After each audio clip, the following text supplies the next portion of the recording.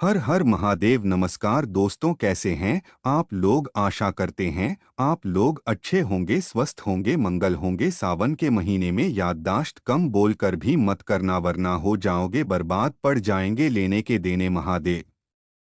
आपसे हो जाएंगे नाराज, घर में आएगी कंगाली, और कहीं भी रहना चाहिए आपको सावधान। दोस्तों, 2024 में सावन का महीना कब से शुरू है और कितने सोमवार पड़ेंगे? सावन की समाप्ति कब है? पहला सोमवार कब है? आखिरी सोमवार कब है? तथा रक्षाबंधन कब है? और सावन में व्रत का पालन कैसे करें? व्रत में कौन सी चीज खाएं और कौन सी चीज है ना खाएं? और एक ऐसा चमत्कारी उपाय हम इस वीडियो में बताएंगे, यदि आप सावन के पवित्र महीने में कर लेंगे तो महादेव की कृपा से 7 जन्मों की परेशानी दूर हो जाएगी। यानी सब कुछ इस वीडियो में। सबसे पहले सुंदर से इस वीडियो को लाइक करके कमेंट में हर हर महादेव, ओम नमः शिवाय जरूर लिखें। दोस्तों, जैसा कि आप सभी को पता है कि सावन का महीना भगवान भोलेनाथ को समर्पित होता है। यह महीना शिव भक्तों के लिए प्यार की सौगात लेकर आता है। यही वह महीना है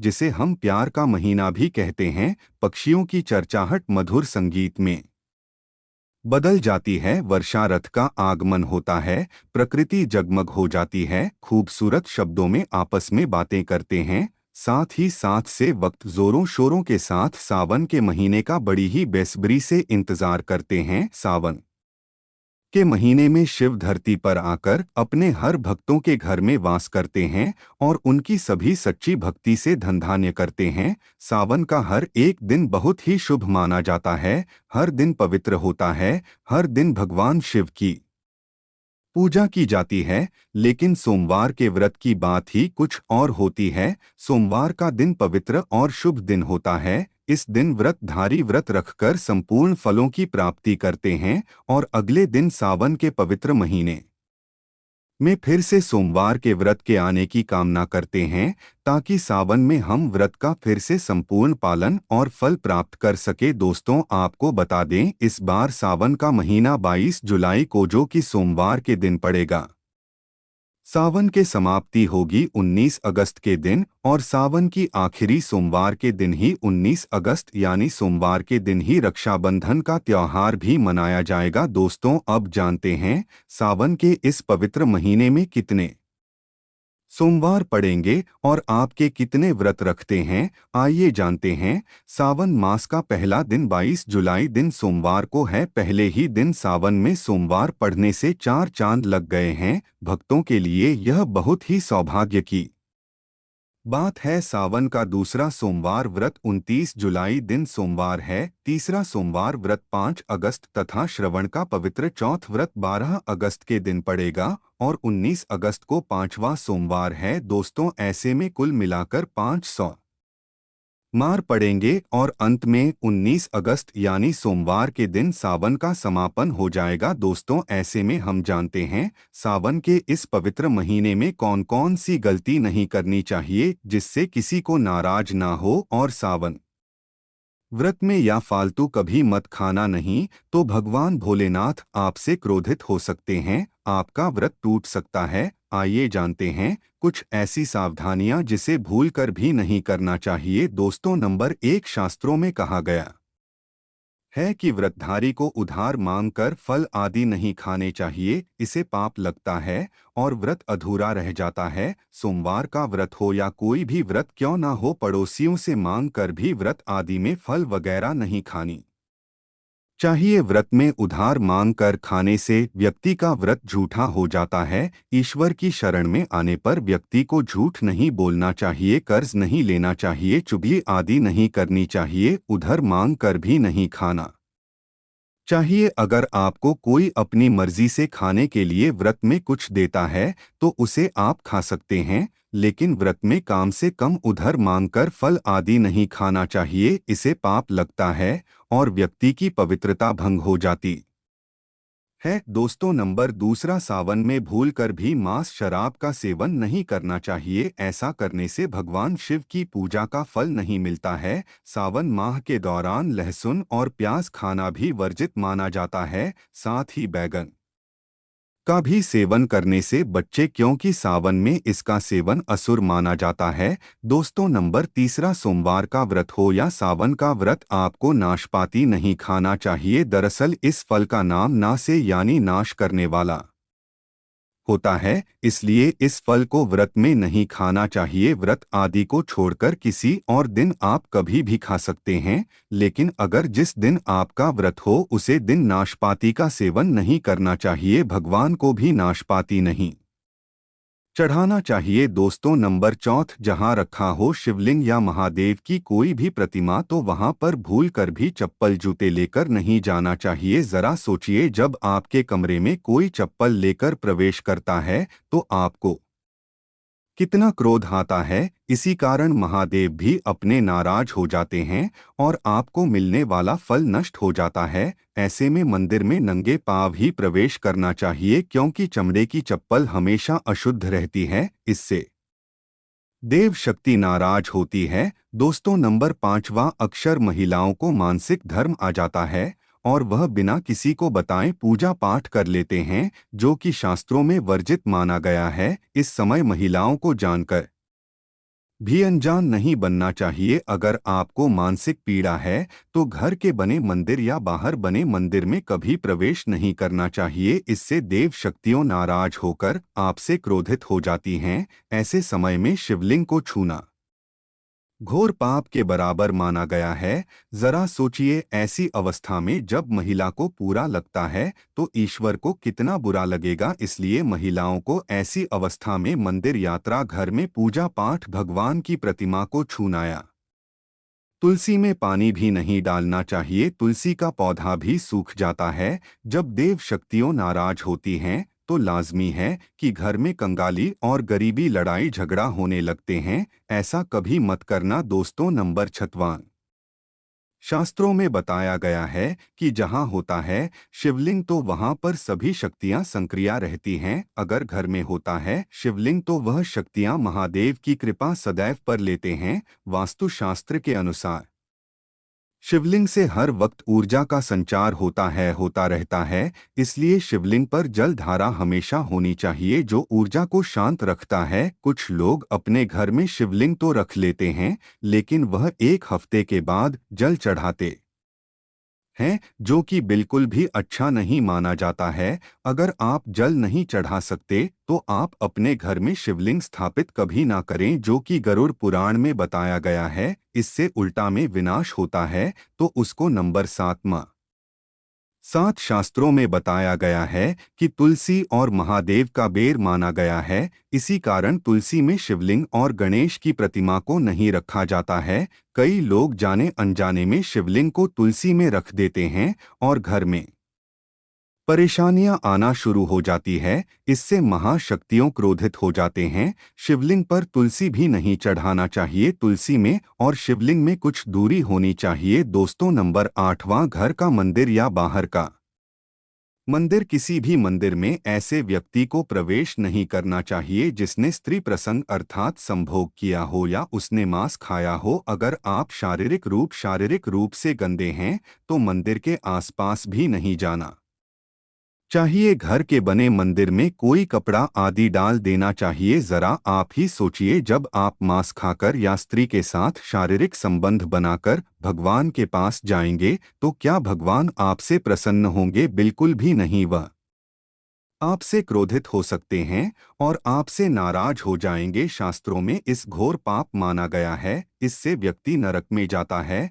ऐसा दुष्ट स्वभाव मनुष्य की बर्बादी का कारण माना गया है। ऐसा ना करें। ईश्वर के सामने हमेशा नहा धोकर पवित्र मन लेकर ही जाना चाहिए। इससे सभी शक्तियां आपसे प्रसन्न हो जाते हैं। दोस्तों यदि आप महादेव के सच्चे भक्त हैं तो वीडियो को एक प्यारा सा लाइक जरूर करते चले। दोस्तों अब हम जान लेते हैं कि सावन के महीने में कौन सा और किस प्रकार का बेलपत्र नहीं चढ़ाना चाहिए। दोस्तों सावन के महीने में महादेव को ऐसा बेलपत्र कभी मत चढ़ाना, बहुत ही अशुभ माना जाता है। दोस्तों पौराणिक मान्यताओं के अनुसार बेलपत्र चढ़ाने से शिव जी का मस्तक शीतल रहता है। बेलपत्र से भगवान शिव की पूजा करने से दरिद्रता दूर होती है और व्यक्ति सौभाग्यशाली बनता है। इससे हनुमान जी भी प्रसन्न होते हैं क्योंकि विश्व के हित अवतार हैं और इस बात को शायद ही कोई मानता जानता हो। दोस्तों, पहले आप यह जाने कि बेलपत्र का उपयोग कैसे करना है।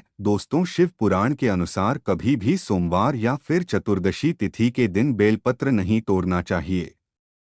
इसलिए हमेशा एक दिन पहले बेलपत्र तोड़ लेना चाहिए। याद रहे कि बेलपत्र बासी नहीं होती है, इसलिए आप एक दिन पहले तोड़ सकते हैं। दोस्तों, इस तरह ना तोड़े बेलपत्र। बेलपत्र तोड़ते समय इस बात का ध्यान रखें कि सिर्फ 3 पत्तियों वाला ही बेलपत्र तोड़े, कभी भी पूरी डाली ना तोड़े, इससे दोस्त लगता है। हमेशा पत्तियों को तोड़ना चाहिए। कभी भी शिवलिंग में ऐसे बेलपत्र नहीं चढ़ाना चाहिए जो गंदी हो। किसी भी प्रकार के दाग, धब्बे या फिर कटी फटी बेलपत्र हो तो वह बिल्कुल ना चढ़ाएं। दोस्तों, कितने बेलपत्र चढ़ाना शुभ होता है। शिव पुराण के अनुसार शिव जी को 3 मई 2011, 21 या 51 या फिर 101 बेलपत्र चढ़ा सकते हैं। शिवलिंग में बेलपत्र चढ़ाने का तरीका: सबसे पहले बेलपत्र को अच्छे से धो लें। इसके बाद चंदन या फिर केसर में गंगाजल मिलाकर पेस्ट बना ले और फिर इसे लकड़ी की सहायता से तीनों पत्तियों में ओम लिख ले। आप चाहे तो बिना लिखे भी चढ़ा सकते हैं। इस बात का ध्यान रखें कि बेलपत्र चढ़ाते समय शिवलिंग के ऊपर चिकन वाला भाग हो। तो दोस्तों, बेलपत्र नहीं है तो करें या काम। अगर आपको किसी कारण बिली पत्र नहीं मिल पाई है तो शिव मंदिर में चढ़ी हुई बेलपत्र को दोबारा चढ़ा सकते हैं। इसके लिए शिवलिंग से पहले पत्र उठाकर उसे गंगाजल या साधारण जल से धो लें। इसके बाद इन्हें श्रद्धा के साथ चढ़ा दें। ऐसा करने से शुभ फलों की प्राप्ति होती है। दोस्तों, बेलपत्र में 3 पत्तियां होनी चाहिए। कटी फटी पत्तियों का बेलपत्र भगवान शिव को अर्पित गलती से भी मत करना। कटी फटी पत्तियों को अर्पित गलती से भी मत करना। फटी फटी पत्तियों को अर्पित करने से शिव का अपमान माना जाता है। और बेलपत्र का भी। इसलिए बेलपत्र की उत्पत्तियां एकदम साफ होने चाहिए। दोस्तों, सावन के इस पवित्र महीने में अगर जिसको 5 संकेत मिल जाएं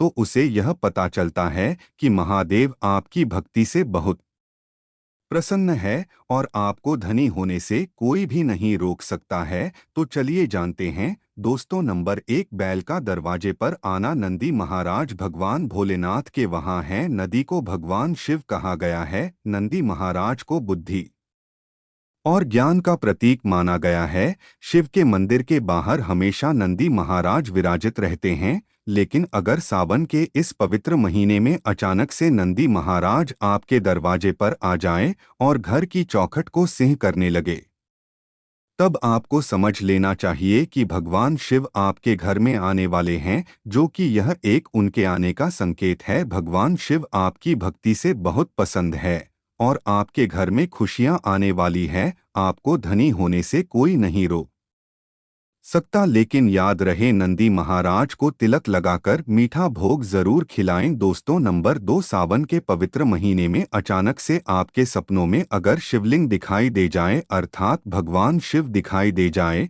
तो इसे आपको यह समझना चाहिए कि अब आपके जीवन से परेशानियों का अंत जल्दी हो जाएगा। भगवान शिव आपकी सच्ची आराधना भक्ति से बहुत खुश हैं और वह आपके घर में आने वाले हैं। ऐसे में याद रहे, किसी की भक्ति में कोई भी कमी नहीं आनी चाहिए। घर को गंदा मत रखना क्योंकि आपके घर में भगवान शिव आने वाले हैं। दोस्तों, नंबर 3, सावन के पवित्र महीने में अचानक से घर में काला सांप निकल आए तो बहुत ही शुभ माना गया है। इसलिए बिल्कुल भी ना मारे। भगवान शिव के आने का संकेत है। जिनकी भक्ति से महादेव प्रसन्न होते हैं, तब महादेव किसी खास और संपर्क ही अपने दर्शन देते हैं। सावन का महीना बहुत ही पवित्र महीना माना गया है। यही वह महीना में भगवान शिव धरती पर आते हैं और उसी घर में अपना वास बना ले देते हैं। जो सच्चा भक्त होता हो, सपनों में किसी मंदिर में नाग नागिन का जोड़ा देखना बहुत ही शुभ माना गया है।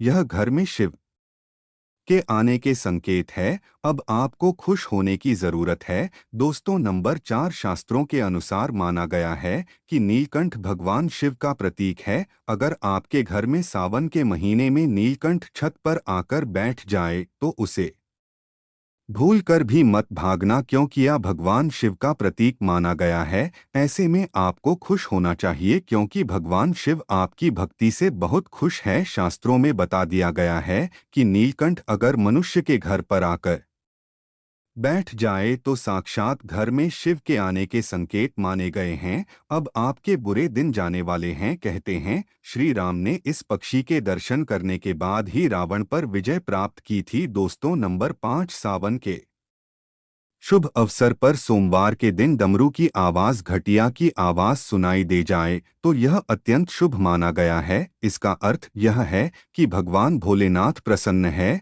और जल्दी आपके घर और जीवन में प्रवेश करने वाले हैं, जिससे आपका आर्थिक संकट दूर होकर जीवन में सुख समृद्धि आने वाली है। महादेव आपसे बहुत खुश है। दोस्तों, तो आशा करते हैं कि यह जानकारी आपको पसंद आई हो, तो वीडियो को लाइक शेयर कीजिएगा। चैनल पर पहली बार आए तो सब्सक्राइब करके बेल आइकन प्रेस कर दीजिएगा ताकि हमारे नए वीडियो के नोटिफिकेशन सबसे पहले आपको मिले। तो फिर मिलते हैं किसी दूसरे वीडियो में, तब तक के लिए श्री शिवाय नमस्तुभ्यं। हर हर महादेव। राधे राधे। तो आशा करते हैं कि यह जानकारी आपको पसंद आई हो, तो वीडियो को लाइक शेयर कीजिएगा। चैनल पर पहली बार आए तो सब्सक्राइब करके बेल आइकन प्रेस कर दीजिएगा ताकि हमारे नए वीडियो के नोटिफिकेशन सबसे पहले आपको मिले। तो फिर मिलते हैं किसी दूसरे वीडियो में, तब तक के लिए श्री शिवाय नमस्तुभ्यं। हर हर महादेव। राधे राधे।